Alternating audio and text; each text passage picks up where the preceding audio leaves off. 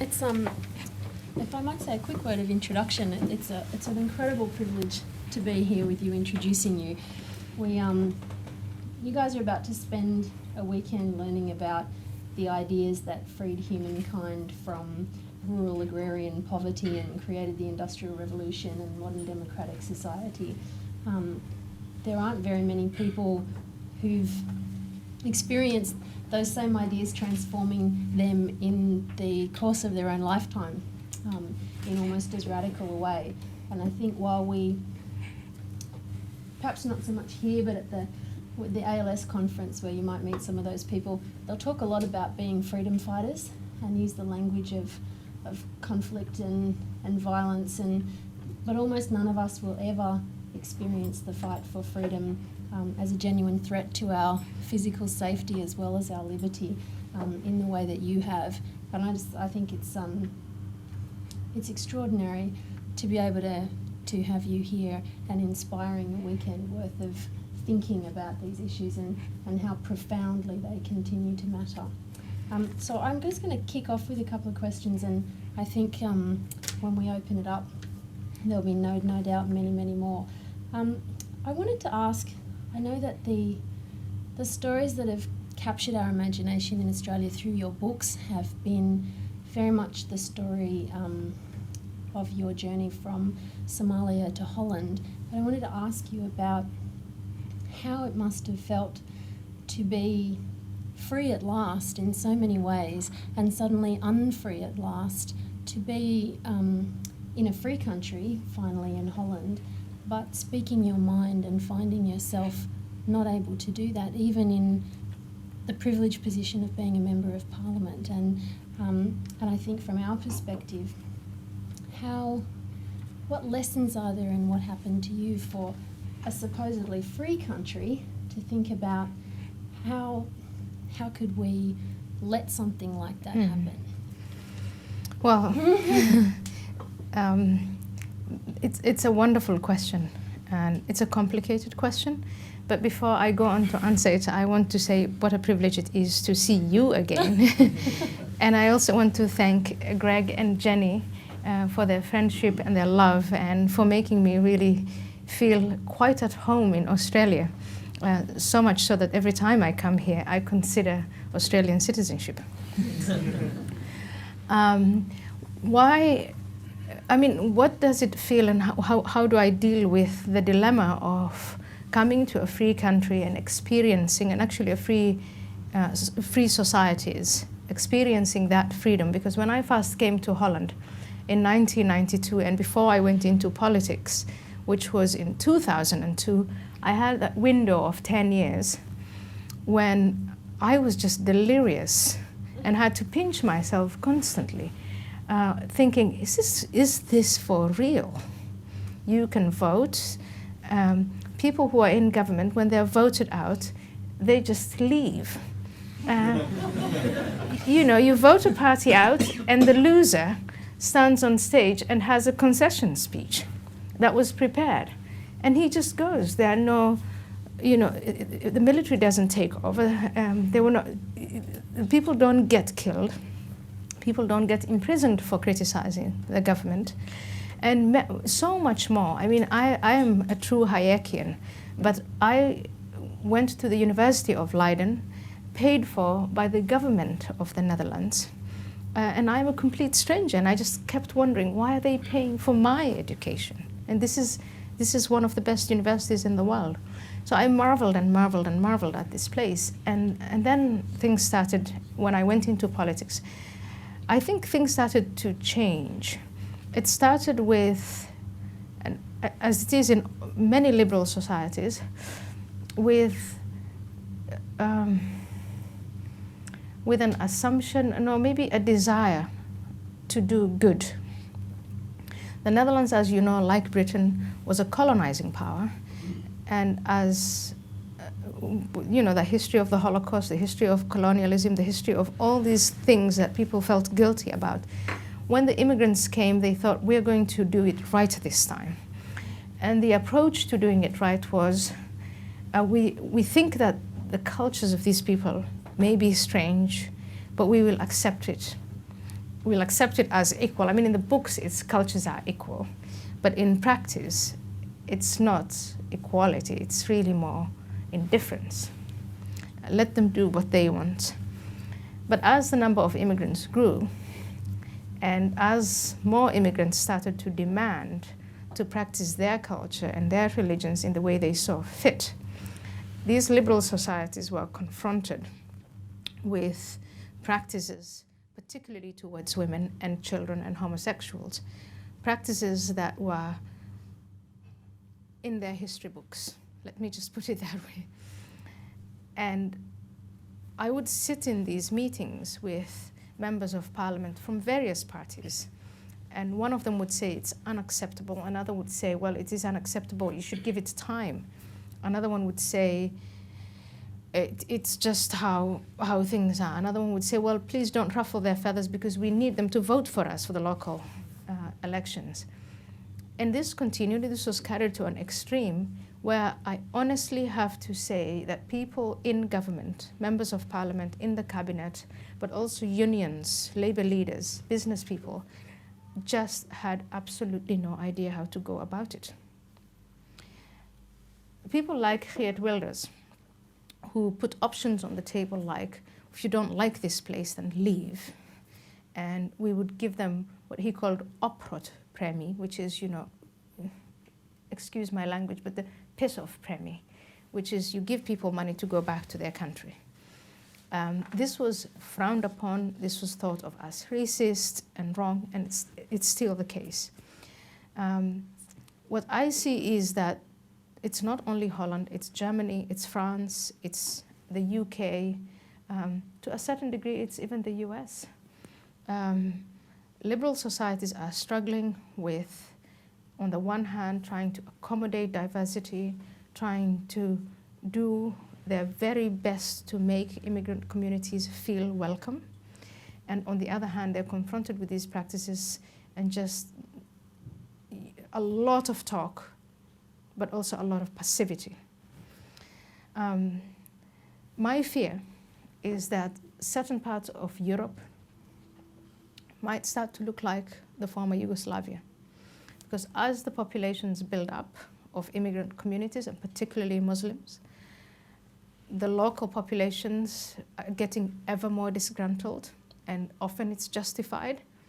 And what you then get is pockets, ethnic pockets and religious pockets of people who are going to confront one another. And the worst case scenario is not that Europe is going to deport her Muslims. The worst case scenario is sort of the former Yugoslavia. You will have a civil war type of thing, which right now is unthinkable. 10 years ago, no one entertained it. But unfortunately, that's where things are heading. And it just makes me very, very, very sad. Because in 1992, 20 years ago, when I came to Europe, I thought that's the beacon of light. We in Africa and Asia and the rest of the world, we need to be like Holland. And now I don't know. I think a lot of us grew up thinking that if the world was more like Europe, everything would be okay. In the last few years, it seems like maybe Europe can't be the standard for a lot of reasons now. Can I ask you, my understanding from your work is that a lot of your early activism was around women's issues, for want of a better word, forced marriage and FGM practices, which I know you're really active on now. And I wonder, does liberalism answer the question of feminism, or does feminism need its own analysis and study for women and or men within the liberal movement, I guess? Are we content to say that an understanding of the individual and Enlightenment principles solves the feminist problem? Mm-hmm. Or do we perhaps in such weekends of education as this need to consider the feminist question separately? Well, I consider myself, I mean, if you ask me what is your identity, your ideological identity, I'll say I'm a classical liberal. You have, in the United States, you have to say classical. Otherwise you'll be confused with social democrats and socialists and then go to the left from there. So as a classical liberal, I think that feminism is liberalism. Feminists were arguing And feminists were not only women, they were also men. In fact, my favorite writing on the rights of women is John Stuart Mill's On the Subjection of Women, and his fantastic argument for why women should be equal before the law. So feminism is liberalism. It's a child of liberalism. If you take the individual human being as the starting point, you cannot argue that on the basis of gender, one has to dominate the other. If you take the individual human being as your starting point, you can't argue that because someone has a darker skin, he or she is condemned to slavery and the other one is the master. So if you take the liberal principles of life, liberty, and the pursuit of happiness, then feminism is a part of that, and feminism is a child of the Enlightenment, of that classical liberal Enlightenment. And I think in the West, after the 1960s, when the baby boomers were dancing and having a lot of sex and doing rock and roll and all of that, I think there was this idea that it was done. Classical liberalism had come and it had to be improved upon. And that improvement was social democracy and other very bad ideas.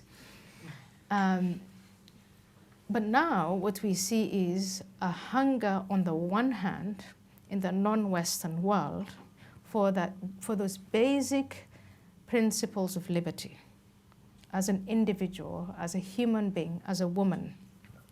And on the other hand, the forces that are really against that and want to stop it. And in that confrontation, there are a lot of people, a lot of people within the elite in the West who take an ambivalent position. When I talk about forced marriages in liberal society, and I talked about female genital mutilation in parliament, this is one of the most liberal societies, the Netherlands. And I would compare and I would say, you see, if a white man, a white Dutch man, whether he's Catholic or Protestant, sold his child to another man, this country would go mad. He would be punished left and right. The girl would be protected. But if it is a man of Pakistani origin, even though he's a Dutch citizen, or a Turkish man or a Moroccan man, everybody sits there and wrings their hands and scratches their heads, and they just don't know what to do. And why? Why is that? Are we as individuals not equal before the law?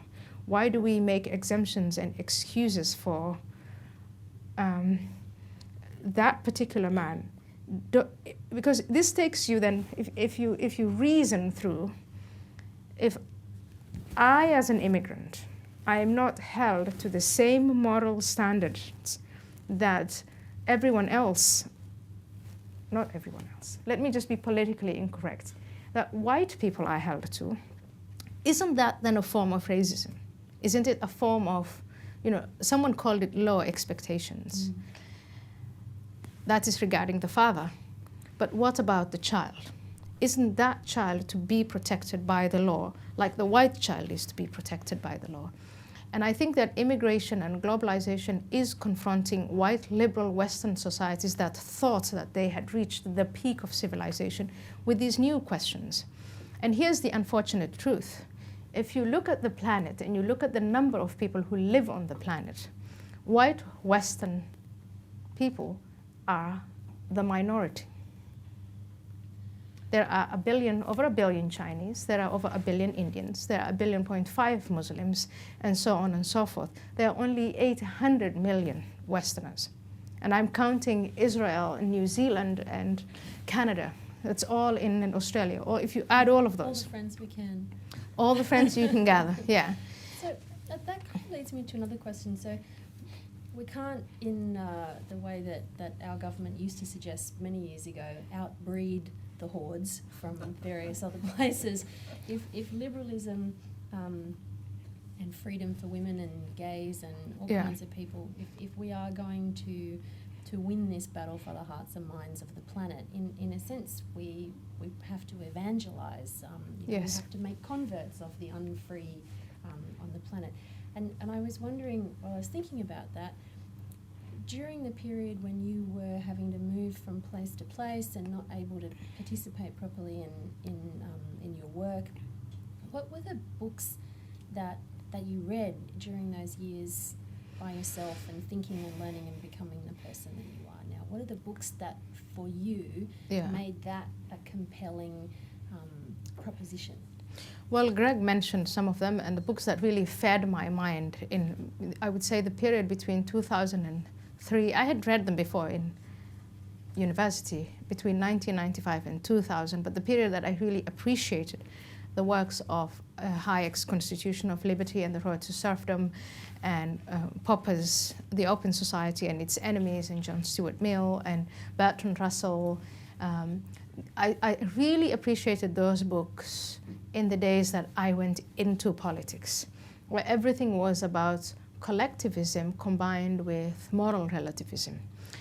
And what I was seeing, and I was speaking my fourth language and trying to tell the people that I interact with on a daily basis, I mean, I've really just come in from the dark.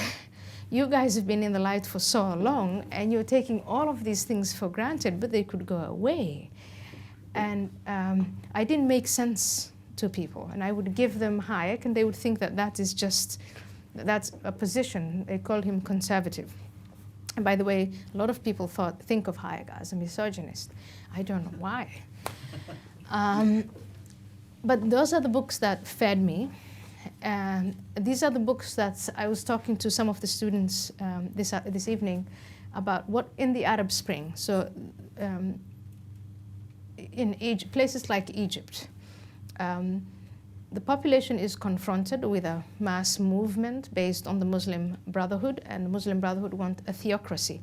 But there's a counter movement, and that counter movement is not in any way united. They have no cohesive idea that can compete with what the Muslim Brotherhood has put on the table. And I was saying to the students, what I would like to do is evangelize. Take Hayek's Constitution of Liberty and give them and say, here, read this, understand it, and out of it, bring out slogans and compete with the other side. It's far greater than the Quran. That's what I would do. I would evangelize. But I think it's going to take time before, let me put it this way. There might be, and we were talking about it at the dinner table, it is quite possible that non-Western societies and the people who hunger for true liberalism, true freedom, may, in the end, I don't know, save humanity. The relativism in the West is just dire.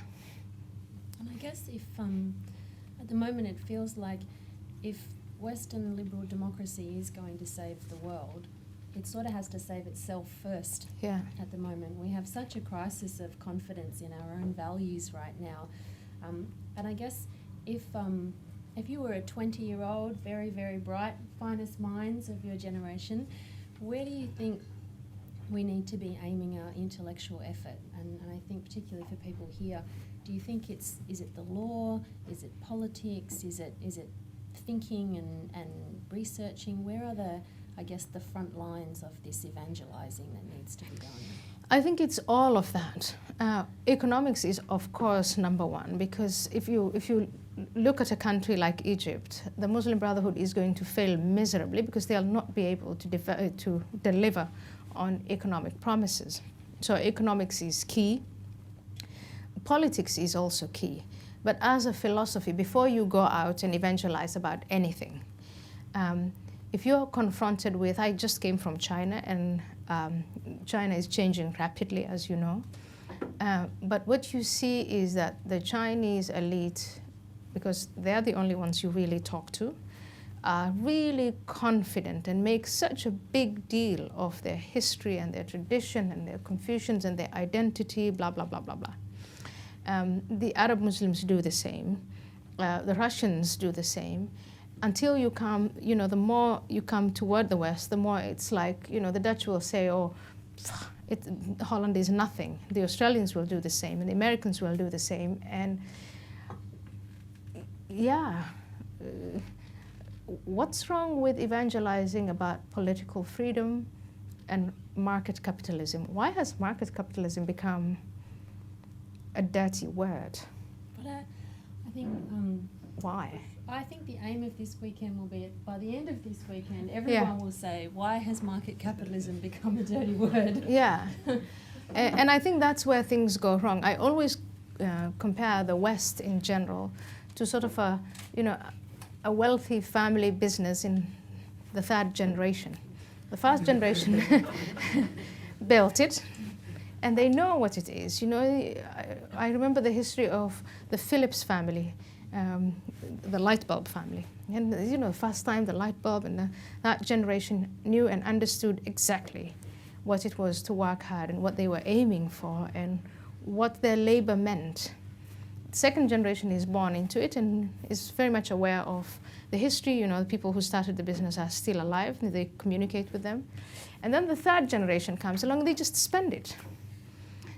And then maybe the fourth generation comes and spend it. And there's almost no connection between the people who were on their hands and knees starting the business and those who just get to spend the wealth. And in a way, that's where you are. You are really spending this enormous wealth that was laid down for centuries, maybe 200-300 years. And it's you who are supposed to find within yourselves the imagination and the determination to carry on the business. We've become a trustafarian society. Yes. We're the third generation free. Yeah. I think you're more than the third generation. Is it 6 or 7? If a generation is 30 years, and let's say you start from, maybe 6 or 7 generation. And it is so, I grew up at Bondi Beach, and it's easy to have to run into a tourist before you remember sometimes, wow, this is this amazing place that I live in. Yeah. And I do feel like your trips here give us the chance to think from the visitor's perspective and the outsider's perspective about this inheritance that we have and how to protect it and preserve it. Yeah. I wonder if now wouldn't be a good time to, I'm sure we've stimulated enough. Yeah. Sure. I'm sure you want a glass of water. Jason, you're going to... I'll kick off. You talked before about... Cassandra. About the sort of Europe no longer being a beacon, and then this sixth generation lessons. You've travelled a lot. And are there places around the world that give you hope? Oh, thank you. Yeah. Are there places? Yeah, the places that you can see that really give you hope as it's being regenerated here. I see places, small places. When I go to Switzerland, I see that the Swiss are very much aware of their enterprise and what it is and what it means, and they preach it, they practice it. Maybe you have to have that kind of exhausting system of democracy like the Swiss to be reminded constantly of what it is. Pockets of, I have to say, conservatives in the United States seem to be more aware of what that inheritance is than the people who call themselves liberals. I don't know, when I'm in Silicon Valley and I'm surrounded by all these young, brilliant people who just innovate and transform the world, I think, well, maybe I should just relax, because it doesn't matter what the demography is. Some kid in Silicon Valley is going to invent the freedom gene or something.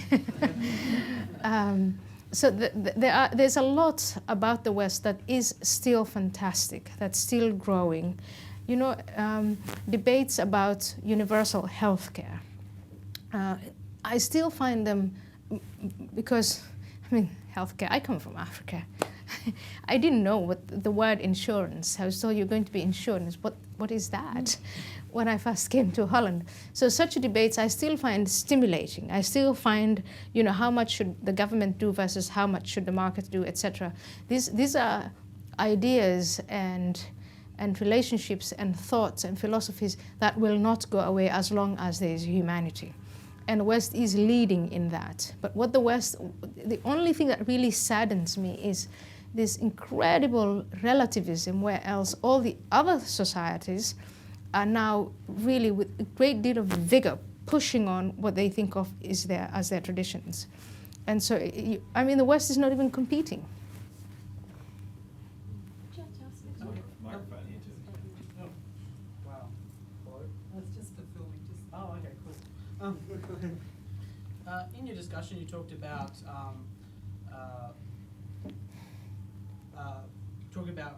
freedom and rights as equal under the law. What about the idea that if you imply that everyone is equal under the law, then you insinuate that rights can be taken away by the law? And what do you think about the role of natural rights, fundamental rights that are given by being an individual that cannot be taken away by any state government? And also, what do you think about the role of democracy and the mechanism of the state as the tyranny of the majority and the violation of rights that are given by the law itself? Those are 3 PhDs in one. Well, first of all, when I say the law, I mean the rule of law.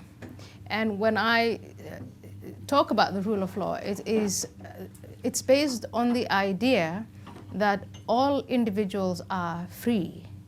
And so there you have your natural rights, and you have you have a concept where the government's first and foremost task is to protect those rights from one another on a horizontal level and from the government. So you can take, one of the most fantastic things when I came to Holland was that you could take the government to court, and courts could find the government wrong.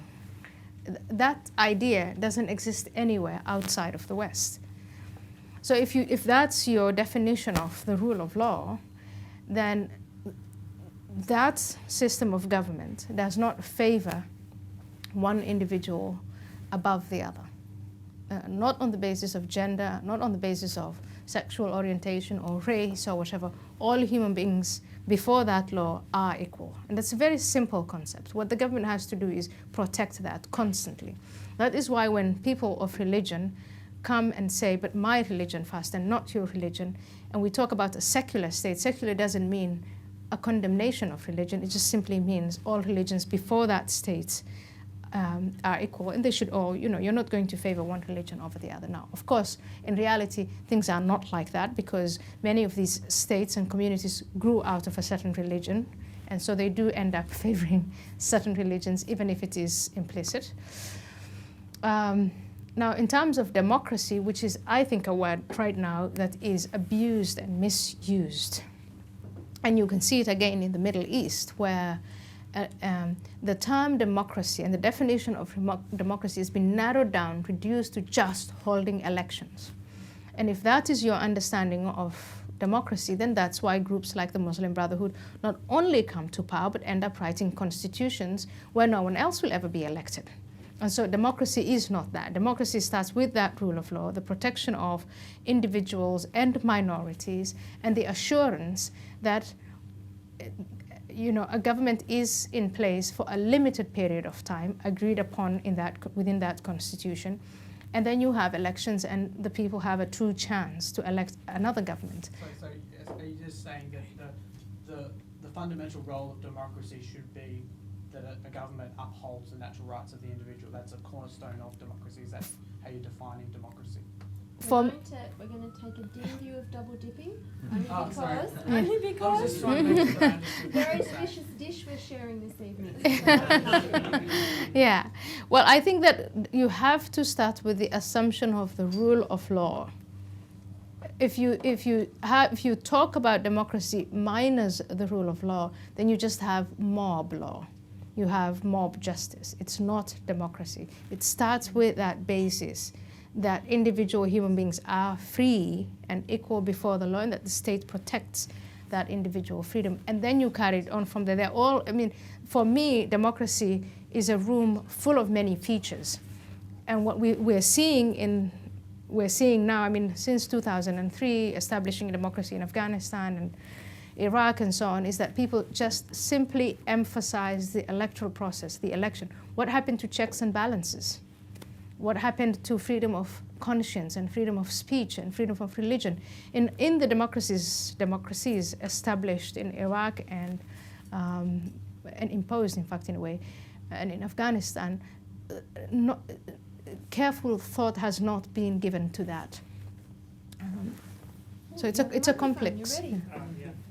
Look, I'm wondering about something you touched on earlier. So Geert Wilders, what you said, he says a lot of similar things to what you believe. But at the same time, he's regularly painted as, a massive racist and unable to accept other people's views and who they are. I'm sure you've been labelled a racist by people, less so, more so. But what do you think leads to that claim, more so for him, less so for you, more so for me, whatever else? Why is there that constant why claim? he can't say what you say. Yeah, basically, yeah. Well, yeah. Because I'm black. So is that a form of just reverse racism there? Or? Well, this is the relativism that I've been talking about, and I don't. I understand when it's explained to me and I read about it. I understand the history of a people who dominated the world and who feel sorry about some aspects of their history. I understand that completely. What I have a hard time understanding is to use that history and that sense of apology to put the rest of the world and judge them by a much lower standard. That doesn't take away the bad stuff that happened. Slavery is not corrected because you feel sorry for what happened. The lesson of history is used for a new form of racism, which is the idea that people of color are incapable of meeting our moral standards. And therefore, if any progress has to be made, then it has to be made and voiced by someone of color. So if I'm black and I can come around and say, well, individuals are equal, and the culture that I come from does this, and that, and I think in a way that's backward, I can say it, and everybody who's white thinks, oh, finally. But if you say it, you're just a grumpy old racist who longs for the old times. And I think it is false. It is you should not, as an individual, put yourself in that. You should not accept to be pigeonholed in that way. And I'm talking to you as a generation, because you are outnumbered, and the world is becoming ever closer. So you should just not accept that position. Also, I'm sorry, I promise I won't double dip either, but it's not quite right that you've been allowed to say these things either. No, it's wrong. In fact, a shocking amount of pressure put on you while you were a parliamentarian not to say these things, not to upset people and not to jeopardise. It was contradictory. I was brought into parliament because as a black woman I would be saying these things in order for that particular government to address the pressing issue of integrating or assimilating Muslim immigrants into society. And I was allowed and encouraged and pushed to say that, and the media was delighted. And then elections would approach, and the four largest cities in the Netherlands are populated with immigrants. Most of them are Muslim. So when we have local elections, the classical Liberal Party that I was a member of would lose those elections. And just about that time they would say, will you please kindly go out today and in this interview say that Islam is a great religion, which didn't make sense because I had been saying it was backward. So I would go and say, well, I'm not going to say it is a great religion, but I'll say maybe some Muslims this and some Muslims that, and then you get into all these semantics, but then it is about power politics. It's about winning the vote. And I think that when things get, that's I think one of the dangers of liberal democracies is how, when you put the onus, when you put everything on office seeking, once I get to the office, then I'm going to change things. But before that, I'm going to say things and make promises that I don't intend to keep. So you're not off the hook for speaking your mind just because you're not black or a lady? Yeah. Just do it and see what happens. Hi. You spoke about the balkanisation of Western Europe, and I was wondering if you could give us your thoughts on multiculturalism in Australia, whether you're more optimistic about Australia, multiculturalism is sort of held in a high regard, or are we just simply on the same path but earlier on it? Well, I had the privilege of sitting next to one of your generous donors tonight who explained to me that the concept of multiculturalism in Australia is really more about it's an acceptance of a multi-ethnic society. So a lot of ethnicities live alongside one another. But I think Mr. Green has educated me that in Australia there is no multiculturalism. There is an acceptance of all these different ethnicities, but there is one culture. I know that that culture is challenged. It is, of course, challenged by people on the left. It's challenged by academics. It's challenged in many ways by moral relativists, very loud and very extreme. But I hope that you are right. Oh, excellent. I just wondered what your ideas were on some concrete policy prescriptions that could protect our societies from the influences of foreign cultures. I can say this because I'm a brown immigrant, so I feel very whatsoever. And you're a woman, so you have an interest in being protected. Foreign cultures that would dilute our hard-fought rights and liberties. What are some policy prescriptions that could be implemented? What is a policy prescription? I think the most important prescription, it's not so much a policy, but a posture, is that this society is based, like again, the starting point is the individual, the freedom of the individual. And if you come from a culture or you want to make a demand on the basis of religion or culture or something else, then it has to meet with the criteria that another individual is not harmed by your practice of that religion or culture, whatever else that you're seeking, even if that is your child. I say that because a lot of parents who want to practice female genital mutilation or forced marriages and so on and so forth, they say, but it is my child, and I want to bring my child up according to my values, which is fine as long as you do not harm that child physically, and you can set some degrees on what constitutes harm. That would be the policy prescription. And then you apply that uniformly to every single person within the borders of Australia. And that way you're able to immunize yourself against groups coming in and making demands for this exemption and that exemption. And you understand that if you give an exemption to one group, then it's just a matter of time before other groups come and start demanding exemptions, and then you have a fragmented society. Now, I understand that you need to sneak out of your rooms and go party all night, which can't happen unless we send you home to bed at an agreed point. So we're going to have two more. Oh, here we go. How are you going? My question refers partly to that point and also to natural rights, or the concept of natural rights. And just to give some context, recently in Australia there was a legal case where a recent Muslim convert who had voluntarily submitted himself to Sharia law called up his imam and said, "Oh, I've been drinking," and the guy was like, "All right, well, your punishment is 40 lashes." And so 3 of the guys from the mosque came and they gave him these 40 lashes. And during the whipping, he said, "Stop, stop, stop." But naturally, you would say stop. But so they kept going, right? And this has reached the courts. Well, exactly. I mean, that fits in, I guess. Yes. And this reached the courts, and all the men who whipped were found guilty of assault, even though the guy had consented. And I guess I'm asking you to comment on whether or not you think that conflicts with the concept of natural rights, the choice to consent to be whipped, or whether or not you think that protecting someone's individual rights, how that fits into the idea of liberalism. Well, I think that the question, it's hilarious. We and I want to have a wonderful time. I would like to see this man and ask him if he has converted back to rationality. But I think that's actually been answered in spousal rape, date raping, You know, you can go along with someone and consent, but the minute you say stop, it's stop. And you are not allowed to carry on. And I think if you look at that jurisprudence, that will be easily applied to that. You know, you go along with this insanity, and at some point you decide, well, actually it hurts.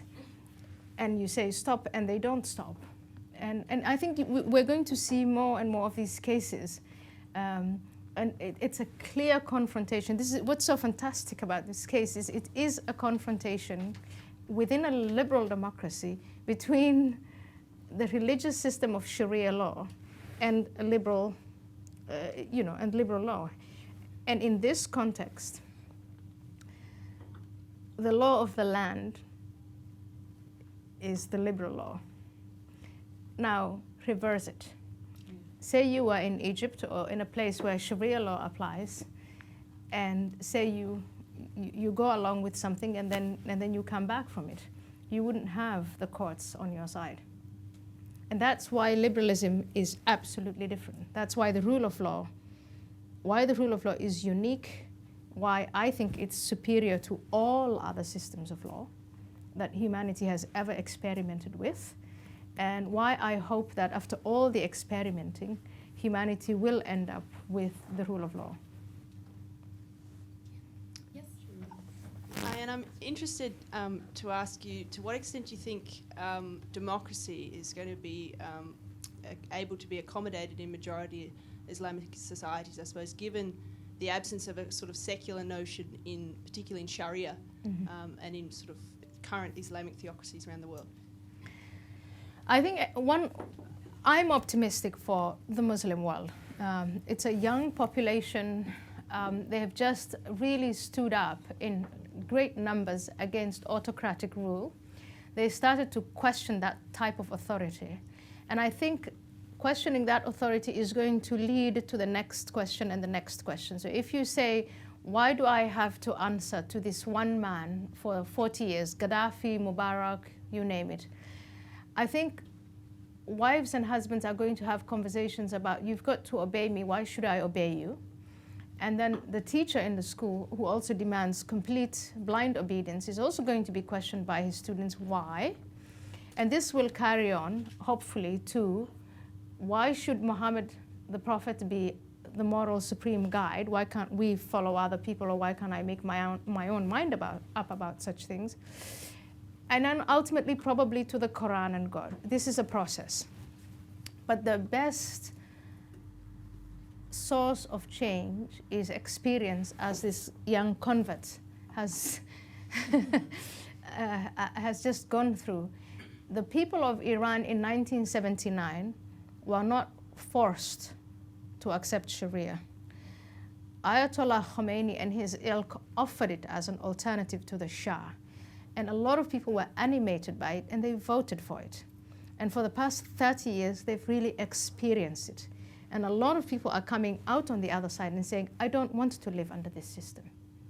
Now, I'm not saying they're going to have the rule of law immediately if Sharia law were, if the regime were to fall. But that experience is incredibly important. And I think ultimately it's that type of experience that leads to profound and lasting change if societies are able to record and remember their histories. And one of the things that dictators do as soon as they come to power is they try and erase history. Now, with the help of Google, they'll not be able to do that.